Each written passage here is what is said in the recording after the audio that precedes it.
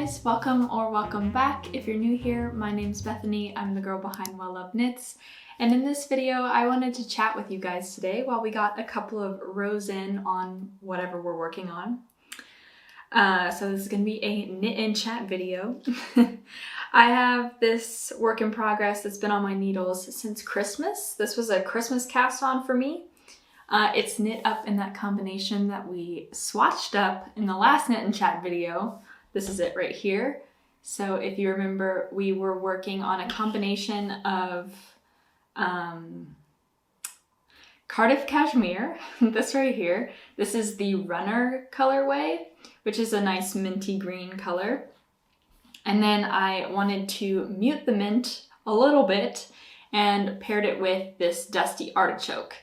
And I knit up this swatch to kind of see how that would go together and then what kind of project I could do. And I think the combination really works out. It still has a mintiness to it, but it's not too much. So I'm really happy with this. I think this is definitely going to be a color that I can wear. And especially in a larger fabric, I think the combination still works really well, which is a good sign. You would hate if that didn't work out, right? So this is what I'm working on. Like I said, I cast this on for Christmas. This is my Christmas cast on, and it's just gonna be a classic sweater. I'm calling it the 2x1 sweater because we're going to have 2x1 rib detail throughout. I went ahead and honestly haven't really gotten too far in a month, but I went ahead and put on a collar. As you can see, I'm going to rip it back, I think, because it's just not sitting the way I want it to. I do plan on putting elastic in this collar just to kind of keep it from stretching out too much. But even still with the elastic in, I think this could do with a couple of stitches reduced. So I'm gonna repick that up and try maybe even to make the collar a little thinner as well. So maybe even half or 3/4 of the way of what this currently is. You can tell there's too many stitches just because, by the way, like it sits up like that, I feel like. It just looks like there's too much fabric there. I definitely want to get more rows in on the body though, because as you work a sweater, it really changes the way that the neckline and, you know, the whole shape of the sweater ends up looking. So I want to do some more rows today so that I can eventually try it on and see really how the neckline's working. And maybe that'll also help me figure out how to fix that. I have a hanger that I've been using to kind of keep this stored. It might make it look easier for you to, see the shape of the sweater. This is gonna be a little loose, not too loose, pretty fitted, but a little bit of a relaxed fit there. And the one thing that I really like is on the back. I'm not somebody who really likes German short rows, so I worked increases on the side. I started by casting on the back, did some increases, and then finished up the back, and then started picking up stitches to work the front and shape the neckline. And I did all of that, I want to say, like at the end of last year, early this year, and if I'm being honest, this project has kind of been, you know, hanging on that hanger for a while. I haven't really been picking up my knitting all that much lately. So before I get too far along, this is where I put my stitch marker just at the beginning of my round underneath the armpit. And I'll just keep track of how many rows we get done while we sit and chat here. I think I'm really excited about this sweater. I have been really loving working with this yarn. The combination is really nice. Really luscious to knit with, very soft. Doesn't irritate my fingers, feels really good, which has been really nice. It's nice to have a luxurious knit every once in a while. And that's definitely what this is. But this is more of like a long haul kind of knit, because it's knit on 4mm needles, I think. Yes, I'm working with 4mm needles. And so now that I'm on the body, I just have a lot of stockinette to do on these smaller needles. So it's a big, mindless knit right now. I think I was having a lot of fun when I first cast it on because I was doing those increases at the back. That was really fun to do. And you know, like all projects, I feel like the very beginning, it's super exciting. But then when you get to the body, you kind of like slump through it almost, especially on these kind of needles. But I also was working on another project this month. It was the retro v-neck sweater, turning the vest into a full sweater. So I added 2 sleeves, and I think that turned out really nice. But I have to say, I thought it was going to be a really quick project. And it didn't actually. It took a lot longer than I was expecting. When I say a lot longer, it took me about a week versus I was hoping, well, a week and a half versus I was hoping it would be less than a week, maybe like 2-3 days where I'd crank out 2 sleeves, because I really didn't think it was going to take that long. But I didn't do enough calculations beforehand. In hindsight, I shouldn't have just winged it, and I should have done more math before. So the fact that I didn't do a lot of math made it so that that sweater, the sleeves of the sweater, was a little bit more challenging to work up. I was having the problem where, you know, when you pick up too many stitches and you just get like a poof up on the top, it's like too much fabric, you know? You can tell. Well, anyway, I was picking up stitches for sleeves on something that was originally a vest, the arm opening was huge. So I was really having to do a lot of decreases to really taper that sleeve down to the way I wanted it, because I didn't want balloon sleeves. So picking up too many stitches for an opening that already will create some sort of a lot of fabric right there. Yeah, when you pick up too many sleeves, then it's like a huge balloon. So I was just struggling with that for a while. So that's what I was working on at the very beginning of January. And now that it's finished, I'm so happy with it. But I honestly feel like that took a lot out of me,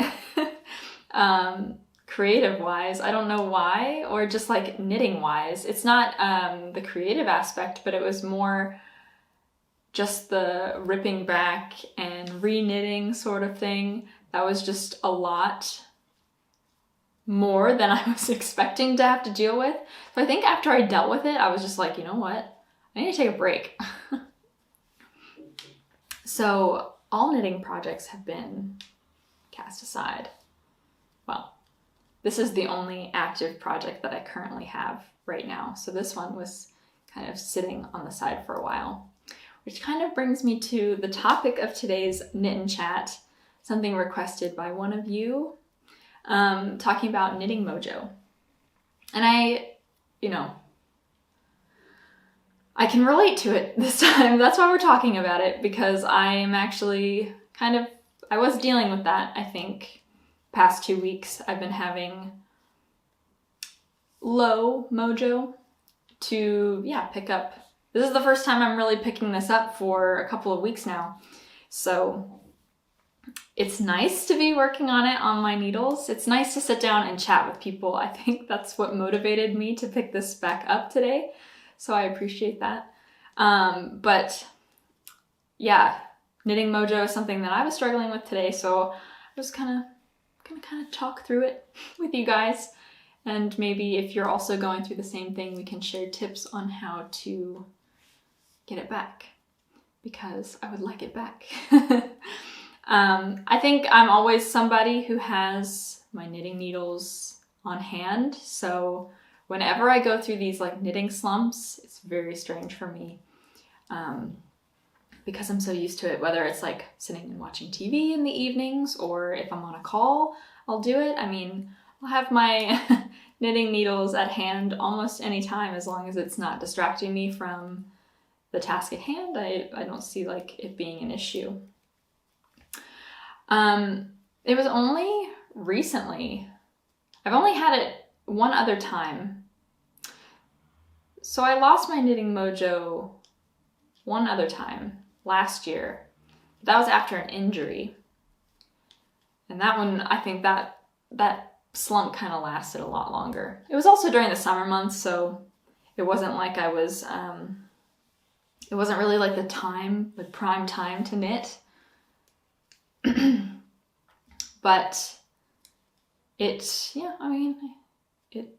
never fun. It doesn't matter when it is. If you're somebody who really enjoys knitting as a hobby, losing your mojo is never fun. So if that's something you're dealing with, I'm right there with you, you know? Sometimes I think it's important just to push through. But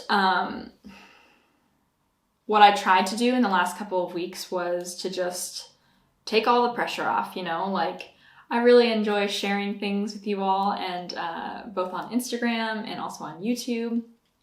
And I've talked about social media and knitting before as well, and that we shouldn't feel too pressured to post things.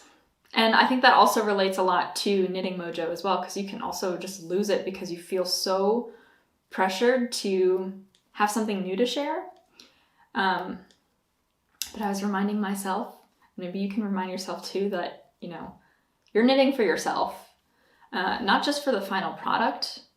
Although the final product, it should be something that you love. Hopefully it's something that you love, or whoever is going to keep that final piece, something that they love. But the process itself is something that we should all remember, that we need to love that. We can't, you know, always push through. While I think sometimes all you need to do is just get through that obstacle, whatever you're dreading to work on. If it's a body of a sweater, for example, just need to push through it, and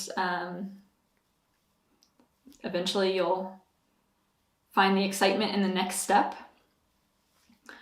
But for me, in the last couple of weeks, I just needed to take the pressure off. I'm knitting for myself, so if I don't feel like knitting and I'm not going to enjoy the process in the moment, then I'm not going to pick up my needles and I'm going to do something else. Yeah, you know what I've been doing though? I've been nurturing a little sourdough starter, which is a lot of work. Not really, no, it's just a lot of, you have to have a good memory to keep up with it every single day. You need to have a schedule, you know?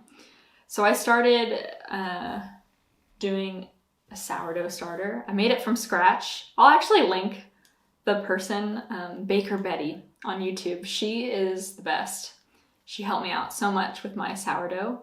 And I've made a couple of really good loaves with the starter that I just made from flour and water, which just like blew my mind. And it was delicious. And there's nothing better than freshly baked bread, I have to say. So that was a lot of fun in these past couple of weeks, and I'm trying to keep up with it as well.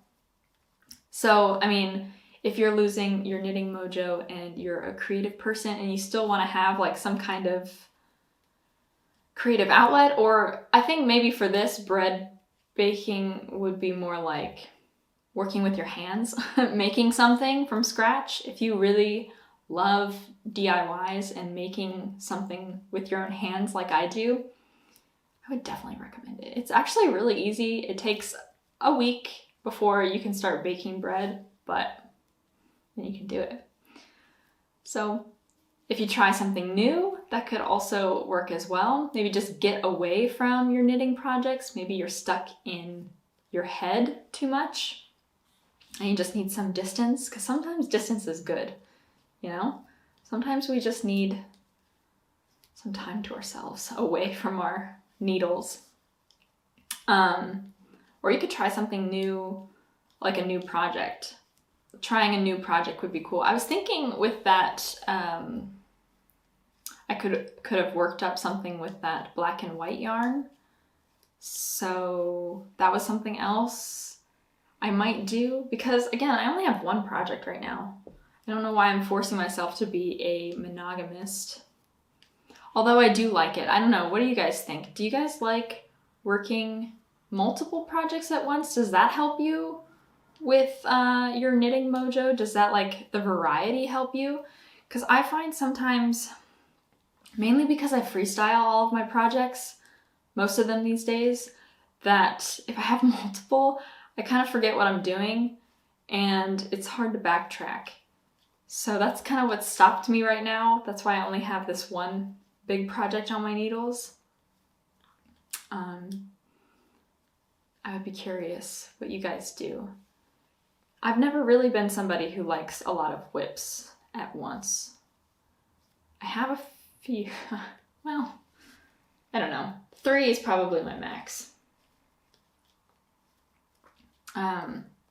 Another thing that I've been doing lately is scrolling through Pinterest, because that is just a great way for me to get inspiration. You could do it on Ravelry if you're looking for patterns, Instagram or Ravelry. Just like whenever I'm feeling kind of stuck, I like to find new accounts to follow, or go through hashtags of some sweaters that maybe have been on my list for a while. Maybe go through my saves on Instagram and see what's new with some of the patterns that I've loved in the past.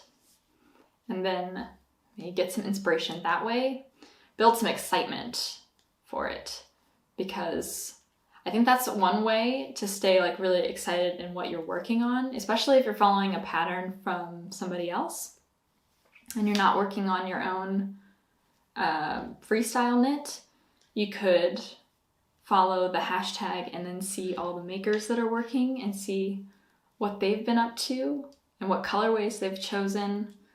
And that, I think, is really inspiring and helps the excitement with knitting up that project, or knitting a new project, casting something new on. So I'm not somebody who is on Ravelry, really. I don't know why. I don't find it very user-friendly. But Pinterest is definitely where I like to go, especially because I do like to do my own freestyle knits. And that's where I can go and see, okay, like what,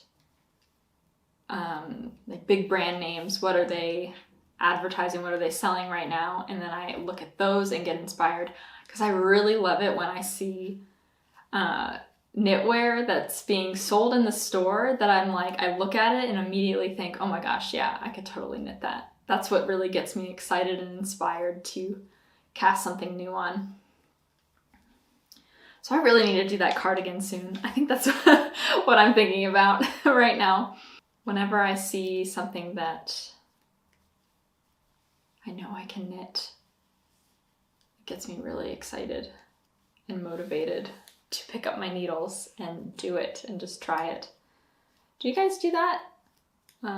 We've talked about this before, but if you like look at clothes in the store and then you're like mentally trying to think, okay, you make increases right there and then you decrease there, and that's how they shape this part of the sweater and that part.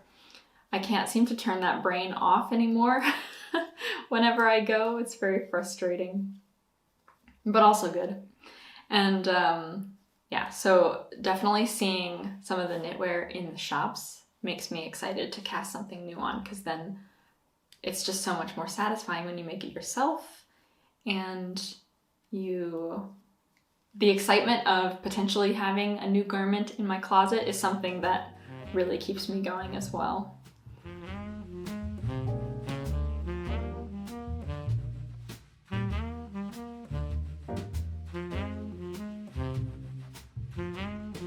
Before we continue with our chat, I want to say a quick thank you to the sponsor of today's video, Skillshare. Do you have a specific skill that you're trying to learn in 2022? Skillshare is the perfect place to start. From fiber arts to photography, illustration, and graphic design, you can find so many classes that will match your goals and interests. I've been enjoying Skillshare because it's a great way to enjoy a little me time, to pick up my knitting and learn something new.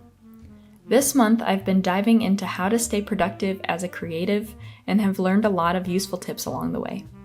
I'm currently taking the course Personal Productivity: 5 Exercises to Make Your Big Goal a Reality. This course has been a really great way for me to break down my goals, connecting my small steps to the final achievement. I know that the skills that I'll take away from this class will create a lot of value for me, allowing me to stay on track with my personal growth and goals of 2022. The best part is that it's ad-free so I can stay in the zone, and there's always something new to discover. The first 1,000 people to use the link in the description will get 1 month free trial of Skillshare. So thank you so much to Skillshare, and let's get back to our chat. So in my last video, I shared with you guys some of the yarn I wanted to work with in 2022, and then some of the ideas of what I was going to knit up with it. And that was definitely a great way for me to kind of get my mojo back, to kind of get excited about putting some things on my needles, casting some things on. So that was really helpful to me. So if you just have a look through your stash and see, like, are there any things that you're forgetting? Any yarn that you have extra of that maybe could be a smaller project? I feel like small projects are a good way to kind of like dip your toes back in if it's been a while, because you know it's going to be a quick one. It's not going to be a really big commitment, a long haul project for you, and you'll be able to cast it off fairly quickly, which will kind of like spring you onto other projects. I think that would be really helpful, like socks or mittens. I've actually been thinking maybe I should try to do some mittens, just to shake things up a little bit. Maybe, not just work on socks as my smaller projects, but also, having a pair of gloves would be really nice. And I would utilize them as well. They'd be very useful for me. So the tips were: take all the pressure off. You're knitting for yourself, not for others. So don't feel like you absolutely need to charge through a project because other people are waiting for something. Nobody's waiting. You got it. It's all on you, you know? It's just for you. Know that it's just for you. And do it for yourself, not for everybody else. The second one was finding another creative outlet. So doing things with your hands. If that's something that you enjoy, find another hobby, whether it's baking or painting, drawing, anything else that would kind of bring in that inspiration that you're looking for, kind of give you a little bit of a break from the things that you're working on. I think that's a good idea. And then, what was the next one? Go through Pinterest or whatever outlet you love to look for inspiration for knitting specifically, and go through there for Pinterest or Ravelry, Instagram, whatever it might be. Just make sure it's a healthy relationship that you're having with the platform. And then looking through your stash to see if there's anything there that might spark your inspiration. Maybe just look around, maybe something that you've forgotten about. And then maybe trying to cast on something smaller that is not as much of a commitment, that'll just dip your toes back into knitting. Those are my main tips, I'd say. I'm not really following them though, if I'm being honest. I'm kind of just pushing through. So, I did also say pushing through can also help. If you have a bigger project, sometimes pushing through those hurdles, that I think it's important. I've been keeping track in my journal. I'm very proud of myself. Again, I've only worked on 2 projects. So this project and then the V-neck sweater project. But I have been doing a pretty good job being pretty detailed in my notes, especially for the V-neck sweater, because I had a lot of calculations that I ended up having to do for that arm opening. So I wrote quite a lot in my journal. I'm very excited about that. For this one, I feel like the calculations so far haven't been too difficult, so just the standard stuff. I think I'm going to have to make more notes about the collar to get the right pickup amount, which is always the trickiest part. I feel like it can take a couple attempts. It can take a couple of attempts for a collar. It's not always gonna happen on the first try. Other than that, so besides my knitting mojo and my bread baking, everything else has been pretty much the same. Don't feel any different in 2022. I know I was definitely saying, oh yeah, like new year, new me. I'm definitely one of those people at the very beginning of the year. I'm always like, yeah, this year's gonna be so different. And then a couple of weeks later, I'm just like, yeah, no, it's exactly the same. So it's like 2021 continued. But I have been doing pretty good on my knitting resolutions. And like I said, I've been journaling quite a bit. I have been not casting on too many projects. I haven't bought any yarn, which is really good. I've looked at yarn. Don't get me wrong there. I have definitely looked at yarn, but that's also just important to do. You know, you just need to scroll through and you need to see like, this is what I like, but I'm not gonna buy any of it. I do need to buy some yarn though, because I am going to be knitting socks for my dad and my brother very soon. I want to get that done soon. And so I'm going to need to get that because I don't have any yarn that I want to work with for them. And that's the right color, because I have some sock yarn that's just not the colors that they would like at all. So I want some more of that Garthenor yarn, and I will be ordering that very soon. So I didn't really get like any rows in at all. I think I only worked on about 5. Yeah, if even that. That's how far I got. Dang, this sweater is really nice, isn't it? Isn't it cute? I think it's so pretty. I think it's gonna turn out really nice. And I'll actually like to wear it. Yeah, I'm thinking that this is a good shade now, that I'm definitely going to want to pick it up and wear it and put it on versus just let it sit in my closet, which is really exciting. So I think I'm going to continue to do a couple more rows, but I will leave you guys here for now. I want to say thank you guys so much for sitting and knitting and chatting with me. I always love being able to sit and chat with friends, so definitely leave me a comment and let me know what you guys are working on. I would love to hear and get a little bit of inspiration. And if you have some tips for others who might be losing their knitting mojo, definitely leave those in the comments as well. If you like this video, definitely give it a like. And if you're new and want to stick around, subscribe, maybe. If you want to stick around, definitely do consider hitting that subscribe button. And I will see you guys in the next video. Bye!